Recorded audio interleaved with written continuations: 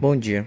Nós somos Carlos Eduardo Brandão Benedito e Pedro Henrique de Souza Cruz, alunos do terceiro período de Ciência da Computação da UES do campus de Piripiri. O nosso trabalho é sobre a representação e análise de grafos em C, orientado pela professora Cornélia Janaína Pereira Passarinho. O objetivo principal desse trabalho foi criar um programa em linguagem C capaz de representar e analisar grafos, aplicando conceitos vistos em estrutura de dados 2. Nós implementamos duas formas de representação: matriz de adjacência e lista de adjacência, e o uso de algoritmos BFS, busca em largura, e DFS, busca em profundidade, para percorrer o grafo. Além disso, o programa também calcula graus, componentes e distância entre vértices, gerando relatórios automáticos com todos os resultados. Aqui temos o texto principal do código, onde definimos a estrutura graph. Essa estrutura armazena os vértices, as arestas e o tipo de gráfico, se é direcionado ou não, e a forma de representação, matriz ou lista. Essa flexibilidade permite que o mesmo programa trabalhe com diversos tipos de gráfico escolhidos pelo usuário na execução. Aqui no slide dá para ver o trecho do código onde essa estrutura é declarada. As variáveis n e m guardam o número de vértices e de arestas. A variável direct indica se o grafo é direcionado, ou seja, se as arestas têm direção, e rep define se estamos usando matriz ou lista.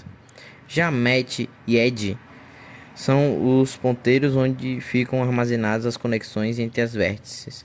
Essa estrutura é importante porque deixa o código flexível e modular, permitindo trabalhar com diferentes tipos de grafos e trocar de forma de representação sem precisar mudar o algoritmo principal. Essa função lê os dados do gráfico a partir de um arquivo texto.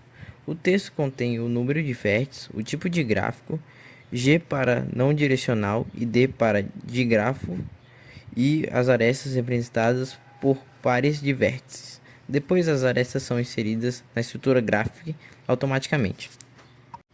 Nesse slide a gente mostra o funcionamento da busca em largura, também chamada de BFS.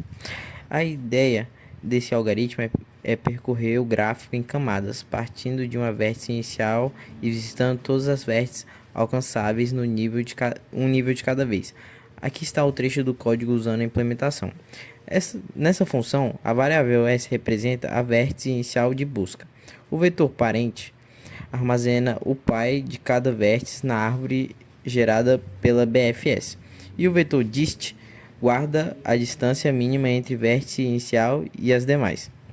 Durante a execução, o algoritmo utiliza uma fila que garante que as vértices sejam visitadas na ordem correta, ou seja, primeiro a mais próxima e depois a mais distante. Isso é muito útil para calcular distâncias mínimas e também para identificar componentes conexos no gráfico. Então, resumindo, a BFS é responsável por explorar o gráfico de forma organizada e garantir que nenhuma vértice seja visitada mais de uma vez. Olá, professora. Como o Carlos Eduardo já me apresentou, eu me chamo Pedro e eu vou falar um pouco sobre busca em profundidade, componentes conexas e fortemente conexas, os relatórios e resultados, a conclusão e, por último, as referências. A busca em profundidade. A DFS faz uma busca recursiva.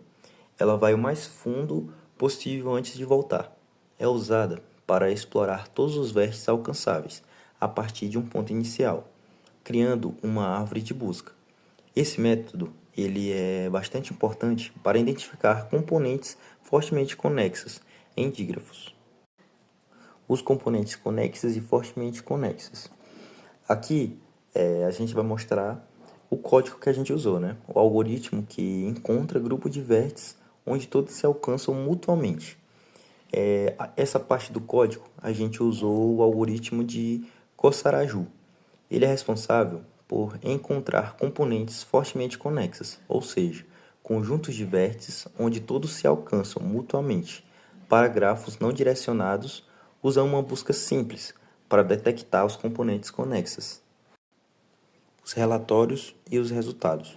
Ao final, o programa ele gera um relatório automático em arquivo TXT, ou seja, em arquivo texto. Ele exibe um número de vértices e arestas, os graus mínimo, máximo, médio e a mediana, além de listar todos os componentes em ordem do maior para o menor tamanho. Esse relatório ele foi muito útil para validar os funcionamentos dos algoritmos. E no slide, aqui está expresso do que o programa gera automaticamente, né? Que é a quantidade de vértices e arestas, que já foi dito, os graus também, que é o mínimo, o máximo, o médio e a mediana, e os componentes conexas ou fortemente conexas. A conclusão. O projeto foi concluído com sucesso.